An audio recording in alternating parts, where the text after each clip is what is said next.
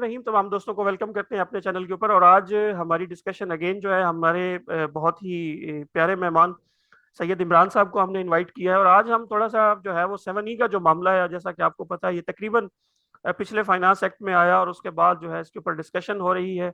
और अभी रिसेंटली जो है वो सिंध हाई कोर्ट की एक जजमेंट भी आई है। हम तो एक साइड से लीगल वायर्स को भी कवर करेंगे आज की इस पॉडकास्ट के अंदर, और दूसरी साइड हम ये भी देखना चाहेंगे आज के अगर इसकी हम प्रैक्टिकल इम्प्लीकेशन की बात करें और फील्ड के अंदर इसको इम्प्लीमेंट करना है तो इसमें चंद इश्यूज भी हैं, जैसे फेयर मार्केट वैल्यू है और इसकी इनकॉर्पोरेशन के हवाले से है। वो भी आज हम इमरान साहब से डिस्कस करेंगे। तो सबसे पहले जो है आपको सर अस्सलाम वालेकुम and welcome to the sir podcast. जी वालेकुम सलाम। Thank you for having me on the show जी। थैंक यू सो और मच। इमरान साहब, आपका वंस अगेन थैंक यू कि आप व्यूवर्स के लिए टाइम निकालते हैं। आपको यकीनन हमारे चैनल के ऊपर आपकी पिछली पॉडकास्ट भी थी, उसको भी बहुत पसंद किया गया और उम्मीद करता हूँ कि आज भी हमारी डिस्कशन जो है वो फ्रूटफुल जाएगी। चलो जी।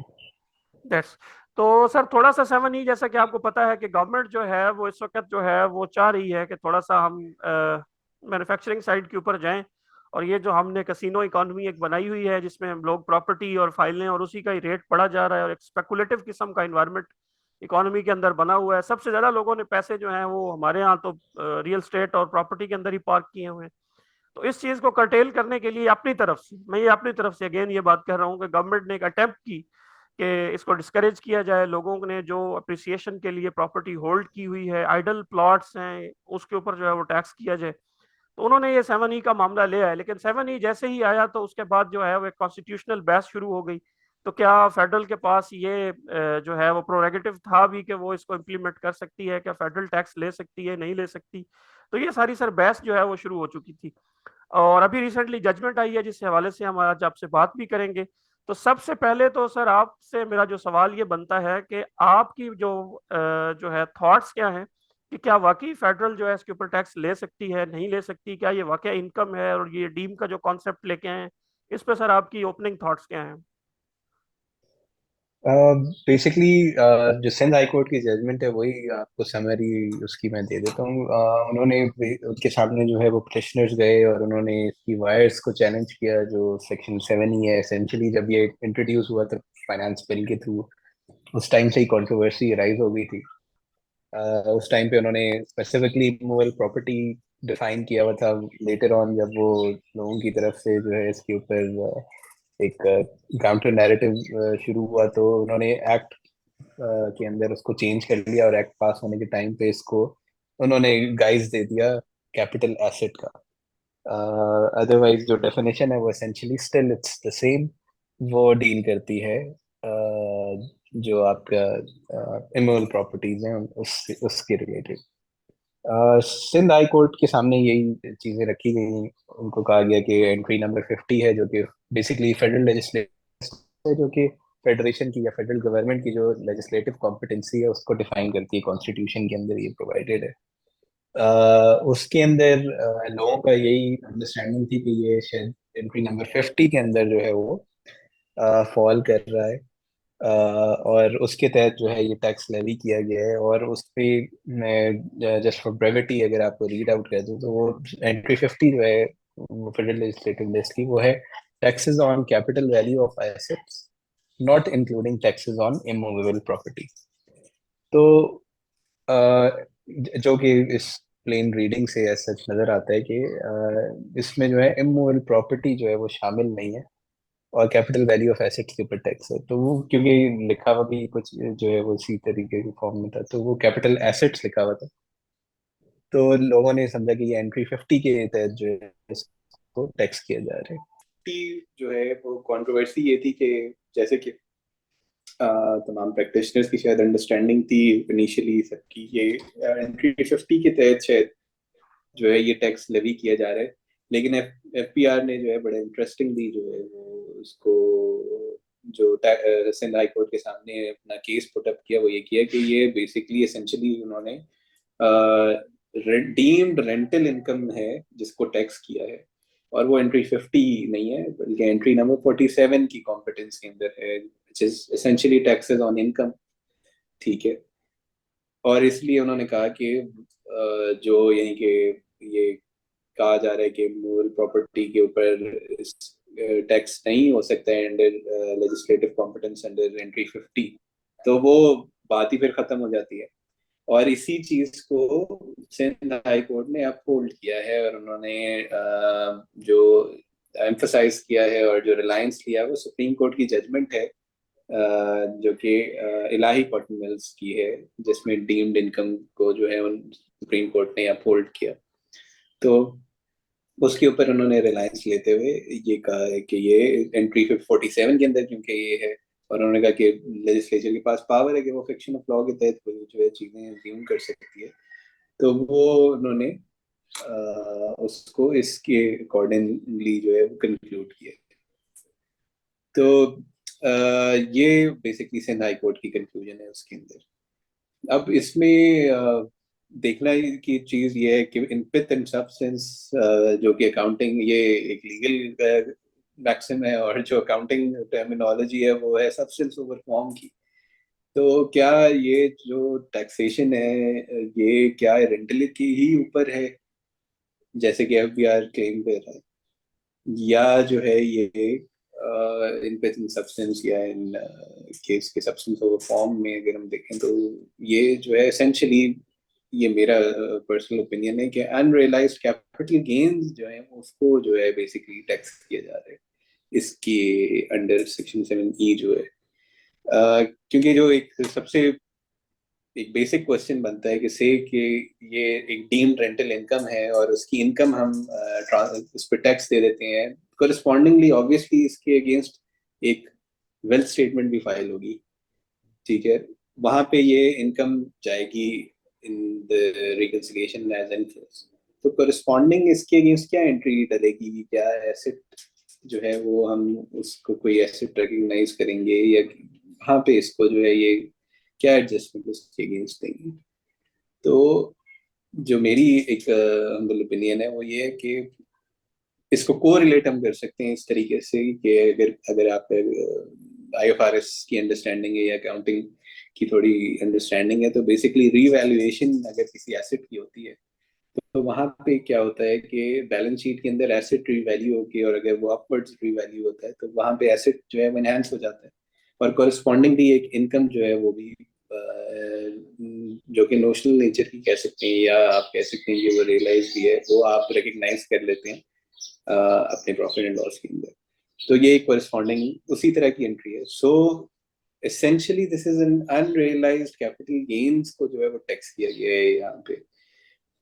क्योंकि अब यानी कि एक प्रॉपर्टी है, से इट्स रेजिडेंशियल प्रॉपर्टी, और वो उसके ऊपर कोई कंस्ट्रक्शन नहीं हुई, तो what kind of rental does it give? ऐसा तो कोई यानी कि रेंटल उसके ऊपर तो नहीं मिलता होता। तो ये जो डीमिंग प्रोविजन है एसेंशियली ये बेसिकली जो कैपिटल गेन्स है उनको अपने उसमें कैटर करती है। अब द क्वेश्चन अराइजेज इज कि क्या कैपिटल गेन जो है ऑलरेडी टैक्स हो रहा है या नहीं हो रहा। तो वो भी हम देखते हैं कि सेक्शन 37 के अंदर जो है वो कैपिटल गेन्स जो है वो जब जब भी रियलाइज होते हैं तो वो टैक्स हो रहे हैं। एज पर करंट लेजिस्लेशन जो है वो 6 साल के बाद अगर आप डिस्पोज करते हैं और कैपिटल गेन अराइज होता है तो उस केस में वो it's being taxed eight 0%, but it is still taxed. ये तो गवर्नमेंट का डिस्क्रेशन है कि वो उसने किस रेट के ऊपर वो टैक्स कर रही है, लेकिन इट इज बीइंग टैक्स्ड। तो अब क्वेश्चन अराइज होता है कि जब वो डीम्ड रेंट यानी कि अनरियलाइज कैपिटल गेन को भी डीम्ड रेंटल के तौर पे टैक्स कर रहे हैं, और इवेंचुअली जब रियलाइज हो जाएगा तब भी टैक्स हो रहा है, और उनके बीच बीच में आपस में कोई टैक्स एडजस्टमेंट भी नहीं फिर वो दे रहे। तो एक तो ये इशू है कि डबल टैक्सेशन फॉर्म हो जाती है, जो कि कोई इस तरह की एक्सप्रेस लॉ ने तो कोई इस तरह की बात नहीं की कि वो डबल टैक्सेशन शायद इस ट्रांजेक्शन पे करनी चाह रही है। तो क्या वो अच्छा। डबल टैक्सेशन इस तरीके से हो अच्छा सकती है, तो इमरान ये साहब, एक इंटरेस्ट ये जो अभी आपने ड्रॉ किया है पूरा कंक्लूजन इसमें से, जाहिर है ये आपकी पर्सनल ओपिनियन है। मैं अब मसला ये भी है ना कि उन्होंने जो वहाँ पे रेफरेंस दिया है वो इंपोर्ट जो स्टेज है उसके ऊपर जो टैक्सेस कटते हैं और वहां से जो डीमिंग होती है, ठीक है ना। तो जो जी जी जो इलाही की वो आप जजमेंट का जिसका जिक्र आप कर रहे हैं, ठीक है, जी। वहां पे तो ये भी है ना कि वो ट्रांजैक्शन तो उस सूरत में डीम होती है ना कि उन्होंने अल्टीमेटली नियर फ्यूचर के अंदर जो है वो एग्जीक्यूट होना होता है।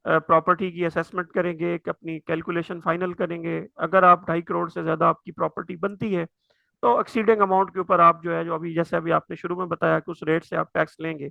अब मसला ये है कि फेयर मार्केट वैल्यू जो है, ये थोड़ा सा जो है ना सब्जेक्टिव हम्म। मसला है। ये आपके हिसाब से कुछ और फेयर मार्केट वैल्यू हो सकती है, मेरे हिसाब से कुछ और हो सकती है।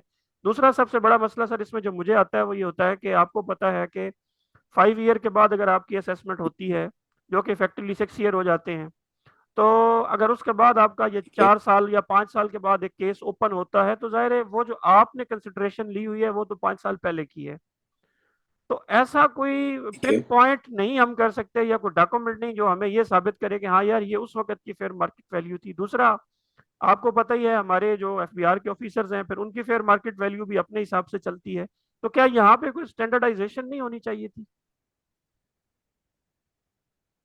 अ, देखिए, फेयर मार्केट वैल्यू जो है वो डिफाइंड है सेक्शन 68 में इनकम टैक्स ऑर्डिनेंस के। और इमूवेबल प्रॉपर्टी के केस में जो है वो नॉन ऑब्स्टेंटिव स्टेटस में है, विच मींस कि वो प्रिवेल करती है।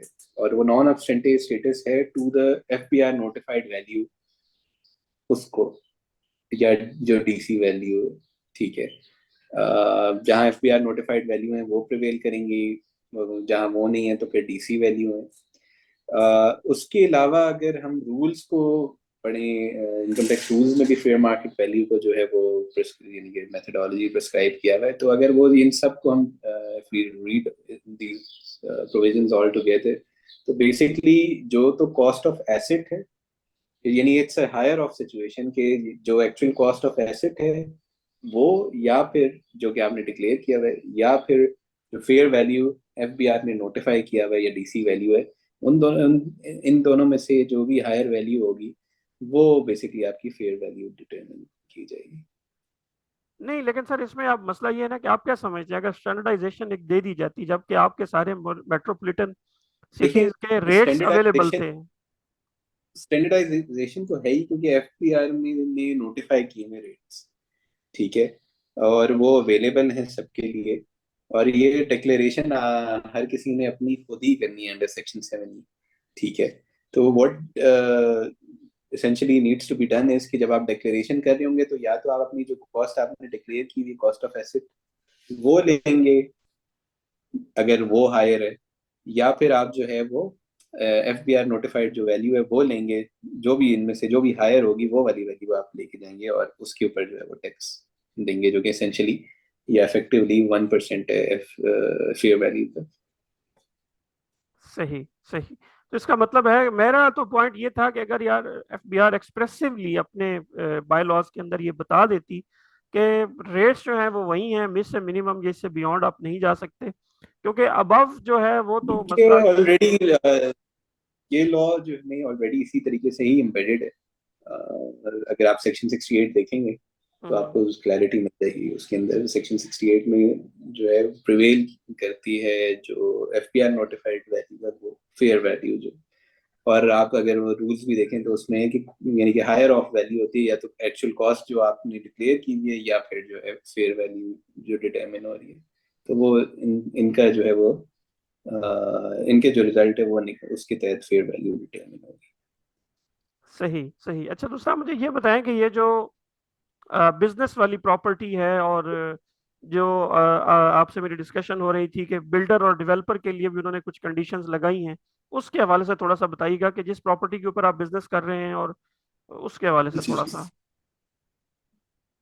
जी, बेसिकली इसके अंदर इन्होंने 7 एक्सक्लूजन्स दे दिए ना 7E के पर्पस के लिए, जो यानी टैक्सेबल अमाउंट बनेगी। तो उसमें एक तो आपका जो वन कैपिटल यानी एक कैपिटल एसेट है जो कि ओन्ड है उस पर्सन का, वो इसमें से एक्सक्लूड हो जाता है। ठीक है। से जो भी आपके सेल्फ ओन प्रॉपर्टी है जिसमें आप रिजाइड कर रहे हैं तो वो आप इसमें से एक्सक्लूड कर देंगे। इधर यहाँ पे कोई स्पेसिफाई नहीं एज सच किया हुआ कि कौन सी वाली यानी कि आप कैपिटल एसेट को या मूल प्रॉपर्टी को आप एक्सक्लूड करेंगे, लेकिन कोई भी, इसका मतलब ये कि आप कोई भी एक जो है वो एक्सक्लूड कर सकते हैं। उसके बाद एक्सक्लूजन दी हुई है कोई ऐसी बिजनेस प्रेमिसेस जो कि आप खुद अपने बिजनेस पर्पस के लिए यूज कर रहे हैं, जो कि आपकी ओनरशिप में है। तो वो भी यहाँ से एक्सक्लूडेड है। से आपने एक अपनी प्रॉपर्टी के अंदर अपना ऑफिस बनाया हुआ है, और वो आप एसेंशियली यानी कि खुद आप उसको जो है यूज कर रहे हैं, तो वो भी इसके अंदर जो है वो एक्सक्लूडेड है। उसके अलावा एग्रीकल्चर लैंड जो है वो, जहाँ पे एग्रीकल्चरल एक्टिविटी कैरी हो रही हो, तो वो भी एक्सक्लूडेड है इसके अंदर। इसी तरह कैपिटल एसेट्स या इमोल प्रॉपर्टी, वो जो कि शहीद या डिपेंडेंट ऑफ शहीद को जो है अलॉट या अवार्ड किए जाते हैं, वो इसके अंदर एक्सक्लूडेड है। और पर्सन या डिपेंडेंट ऑफ पर्सन जो कि सर्विस ऑफ पाकिस्तान के अंदर एम्प्लॉयड था, किसी सिविल सर्विस के अंदर था, या जो है वो गवर्नमेंट एम्प्लॉय था, उसको जो है अगर कोई ऑन सर्विस डेथ के ऊपर जो है वो प्लॉट या इमोल प्रॉपर्टी कोई एलोकेट की जाती है, अवार्ड की जाती है, तो वो भी इसमें से एक्सक्लूडेड है। So on, war wounded person और एक्स सर्विसमैन जो है, उनको भी सेम बेसिस पे जो है एक्सक्लूजन जो है वो दी हुई है। इसके अलावा जो है ऐसी प्रॉपर्टी जिसके अगेंस्ट इनकम जो है वो चार्जेबल टू टैक्स भी है। सो वो हो सकती है वो प्रॉपर्टी जो जिसके ऊपर रेंट एक्चुअली आपने रिसीव किया है। अगेन इंटरेस्टिंगली यहाँ पे कोई लिमिट नहीं उन्होंने रखी हुई कि कितनी जो है इनकम हो, बस इनकम डिराइव होनी चाहिए जो कि चार्जेबल टू टैक्स हुई भी हो। और इसी तरह अगर वो कैपिटल गेन्स के अंदर भी जिस साल में यानी ईयर ऑफ डिस्पोजल है, उस साल में भी यानी कि आपको नहीं पड़ेगा, क्योंकि आपने वो चार इनकम जो है वो चार्जेबल उसके अगेंस्ट शो की हुई होगी कैपिटल गेन्स के अंदर सेक्शन 37 के अंदर। तो उस साल में जिस साल में आपने कोई प्रॉपर्टी डिस्पोज कर दी है, तो वो भी प्रॉपर्टी जो है एक्सक्लूड हो जाएगी। इसी तरह फिर जो कैपिटल एसेट जिस साल में आपने एक्वायर किया है, अगर उसके ऊपर आपने 236K का टैक्स पे किया हुआ है, तो वो इसके अंदर से एक्सक्लूड हो जाता है। ठीक है। अ, और फिर जो भी आपकी यानी ये सारी एक्सक्लूजन्स के बाद जो आपकी इमूवेबल प्रॉपर्टी है, उसकी फेयर वैल्यू अगर 2.5 करोड़ से एक्सीड करती है, तो जो एक्सीडिंग अमाउंट है उसके ऊपर ये टैक्स लगेगा। ठीक है। सही। और वो ये बिल्डर बेसिकली। और डेवलपर के लिए आप बता रहे थे कि उनका जरूरी है कि वो डीएन। जी। अ, अगर जैसे हमने बताया कि कोई एसेट है या प्रेमिसेस है जो कि बिजनेस पर्पस के लिए यूज हो रही है, तो वो इसमें से एक्सक्लूडेड है। बिल्डर्स और डेवलपर्स के लिए एक स्पेसिफिक कंडीशन है कि वो जो है डीएनएफबीपी जो है, जो कि designated non financial business and profession है ईएमएल के तहत, तो वो उनकी रजिस्ट्रेशन होना लाजमी है in addition to the particular asset being part of their capital. वो जो है वो उनका डीएनएफबीपी में रजिस्टर होना भी लाजमी है। अगर वो डीएनएफबीपी में नहीं रजिस्टर होंगे तो वो प्रॉपर्टी जो है वो फिर टैक्सेबल हो जाएगी, वो चार्जेबल टू टैक्स होगी अंडर दिस सेक्शन। सही। अच्छा इमरान साहब, आखिरी सवाल है और वो बड़ा इंपॉर्टेंट है, ये पहले भी एक दो फोरम्स पे डिस्कस भी हुआ। और वो तकरीबन मैं रिकनेक्ट करूंगा आपके उसी बात को जो आपने शुरू में की थी, कि रिवैल्यूएशन वाला मामला और ये डीमिंग करने वाला मामला। कि अगर तो जिस तरह इन्फ्रेंस जो जी है वो जी सिंध हाई कोर्ट ने ड्रॉ किया कि ये एक उसको फाइनल इनकम और डीम और नेशनल इनकम और उस पूरे कॉन्सेप्ट को वो लपेट के उन्होंने यहाँ पे ये डिलीवर करने की कोशिश की है। हम्म, तो अगर हम उसको कंसिडर करें तो ये लोगों का बड़ा फिर ऑब्वियस सा सवाल हो जाता है कि भाई जब हम उसके ऊपर टैक्स दे देते हैं, हमारी वो इनकम वाइट हो जाती है, तो वाइट होने के बाद आपकी हम्म, फाइनल कॉल अभी तक की क्या है कि क्या उसको वेल्थ में लेके जाना चाहिए या नहीं। मेरी अंडरस्टैंडिंग उसमें मैं अपनी बता देता हूँ, वो ये है कि चूंकि मसला ये है कि वो आपके जो ना तो हम एसेट्स रिवैल्यू कर रहे हैं, और इनकम साइड पे अगर हम इनकम बढ़ाते हैं तो फिर ज़ाहिर है हमारे लिए मसला हो जाता है, जो कि इम्प्रैक्टिकल सी बात है आपकी वेल्थ को। जैसे प्रैक्टिस चल रही है कि नॉर्मली हम उसको जो है वो हिस्टोरिक कॉस्ट के ऊपर या उसकी जो परचेजिंग वैल्यू होती है उसी के ऊपर ये एसेट को रिटेन करते हैं टिल उसके डिस्पोजल तक ना।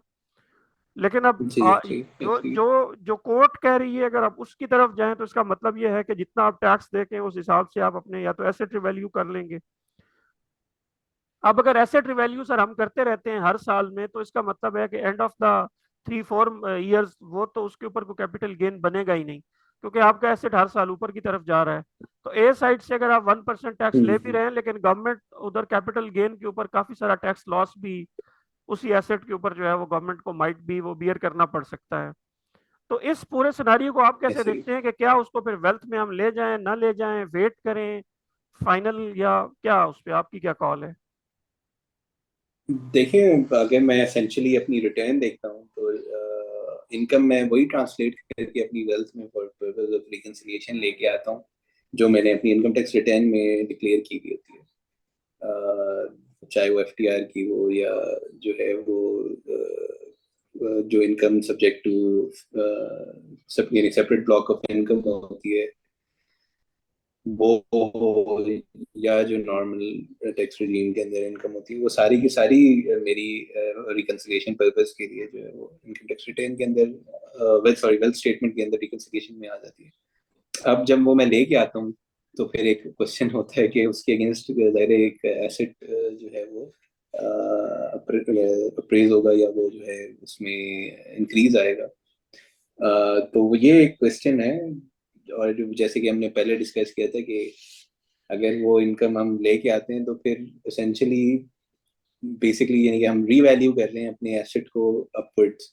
रिवैल्यूएशन ऑफ एसेट्स है। और अगर यानी कि अकाउंटिंग बैकग्राउंड के लोग होंगे तो वो इस कॉन्सेप्ट को ज़रा ज़्यादा बेहतर तरीके से ज़्यादा ग्रास्प कर सकेंगे। जैसे जब भी रिवैल्यूएशन ऑफ एसेट होती है अकाउंटिंग टर्म्स में, तो बैलेंस शीट के अंदर वो जो है जो कि जैसे कि हमारी वेल्थ स्टेटमेंट है उसके अंदर एसेट जो है वो अपवर्ड्स चला जाता है, और कॉरेस्पॉन्डिंगली जो है वो एक इनकम जो है वो प्रॉफिट एंड लॉस के अंदर रिकग्नाइज हो जाती है।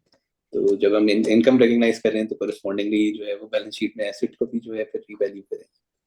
तो ये चैलेंज है इसके अंदर। और चैलेंज बिल्कुल है। ऐसे ही है कि कैपिटल गेन जो है वो इवेंचुअली फिर कैपिटल गेन जो है वो फिर आपका जो है वो रिड्यूस हो जाता है। तो ये अब सही। इसके एक एस्पेक्ट है जो कि एसेंशियली अभी सिंध हाई कोर्ट के अंदर तो नहीं ये डिस्कस हो सका। शायद देखें कि ये लाहौर हाई कोर्ट में या इस्लामाबाद हाई कोर्ट में इसको जो है वो डिस्कस किया जाए। और यही वो चीज़ है जो कि आपको इंक्लाइन करती है कि probably this is kind of like an asset on unrealised capital gains. तो ये बेसिक सही उसकी। सही। अब आखिरी मेरा है कि आप क्या समझते हैं कि ये जो टूल लाया गया मार्केट के अंदर, और उसके बाद जाहिर है प्रॉपर्टी मार्केट के अंदर एक थोड़ी सी डिस्टरप्शन भी और स्लोनेस भी नजर आ रही है। लोग थोड़े से डर गए हैं कि जी ये अब तो गवर्नमेंट जो है वो इस सेक्टर के पीछे आ गई है, तो पता नहीं अब इससे आगे जाहिर है नेक्स्ट बजट में अब कुछ नहीं कहा जा सकता किस तरह के मजीद टैक्सेस जो हैं वो लगाए जाएं। तो आप क्या समझते हैं कि ये एक इफेक्टिव टूल होगा, इससे कुछ ना कुछ एसेट क्लास से हम कुछ ना कुछ टैक्स जो है वो एक्सट्रैक्ट कर पाएंगे या नहीं? टैक्स तो शायद इससे शायद एक्सट्रैक्ट कर पाए, लेकिन इसके अंदर जैसे कि हम अभी डिस्कस कर रहे थे एक्सक्लूजन्स के अंदर, तो कुछ लूप होल्स हैं। जैसे कि कोई इनकम कैप नहीं है। से अब मैं अगर व्हाट इज टू स्टॉप कि मैं अगर 1 रुपए एक प्रॉपर्टी के ऊपर रेंटल इनकम डिक्लेयर कर देता हूँ, या चले बेयर मिनिमम जो टैक्सेबल लिमिट है उसके मुताबिक मैं अपनी सारी प्रॉपर्टीज को ग्रॉसली 6 लाख रुपए या 6,10,000 रुपए जो है उस पर मैं इनकम डिक्लेयर कर देता हूँ रेंटल की, तो वो तो फिर इसके एम्बिट से ही निकल जाती है। तो ये कुछ ऐसे इसमें चैलेंजेस हैं अच्छा, जो कि दूसरा मैं सोच मौजूद एक और भी रहा था कि ये मल्टीपल हाउसेज होते हैं लोगों के ना, आपका रेजिडेंशियल घर है इधर इस्लामाबाद में भी है। अब जो लोग थोड़े से हैं। जी विलेज बैकग्राउंड से हैं उनके घर वहाँ भी हैं यहाँ भी हैं, या मरी में भी लोगों ने एक आध घर बनाया हुआ है, जी तो वो वहाँ जब जी। गर्मियाँ होती हैं तो वहाँ चले जाते हैं, तो वो सारे फिर पर्सनल यूज में ही आ जाएंगे। नहीं, सिंगल सिंगल एसेट है ना। एक एसेट जो पर्सनल यूज में है वो उसकी exclusion है। अगर आप जो एक्सक्लूजन है वो है one capital asset owned by hmm the resident person. Hmm. एक कैपिटल एसेट की एक्सक्लूजन दे दी है। ठीक है, अब बाकी जितने मर्जी बेशक आपके अपने यूज में हो, वो जो है वो टैक्सेबल होंगे। और बिजनेस प्रेमिसेस की तो मेरा ख्याल है कोई नहीं है उसमें, एक से ज्यादा बिजनेस प्रेमिसेस भी आप रख सकते हैं। हाँ, उस पे कोई कैपिंग नहीं है। अगर बिजनेस प्रेमिसेस के लिए कितने भी नंबर ऑफ एसेट आपके यूज हो रहे हैं तो वो उसमें से एक्सक्लूडेड है। लेकिन यानी वहां पे एसेंशियली आपका ऑफिस एस्टेब्लिश हुआ हुआ होना चाहिए। सही सही। चलें सर, ये इंशाल्लाह आपको मैं दोबारा तकलीफ दूंगा जब इंशाल्लाह लाहौर या किसी भी और कोर्ट की तरफ से जो है, या सुप्रीम कोर्ट की पे इसके ऊपर कोई आगे मूवमेंट होती है। क्योंकि हमारा पर्पस जाहिर है हम जो है वो यहाँ पे रेट और बुनियादी चीज़ें बड़ी कम ही डिस्कस करते हैं। हम ज़्यादातर जो है वो कॉन्स्टिट्यूशनल चीज़ें, लीगल चीज़ें, या बहुत ही जिसे डेप्थ जिसे कहते हैं ना, जिसके ऊपर थोड़ी सी ब्रेन स्टॉर्मिंग होती है, तो वो हम ज्यादातर यहाँ पे डिस्कस करते हैं। आपका सर कीमती वक्त का बहुत शुक्रिया। इंशाल्लाह, और मैं गाहे बगाहे मैं उम्मीद करता हूँ कि अब आपको मजीद जो है हम तंग करते रहेंगे इसके ऊपर, और आपको इंशाल्लाह इनवाइट करेंगे। और यू आर सो काइंड कि आप आ भी जाते हैं, तो बहुत शुक्रिया आपका sir. Thank you ji, thank you so much चलें, फॉर बहुत पुटिंग इट बहुत ऑफ। शुक्रिया इमरान भाई, thank you thank you so for much. Having thank you sir.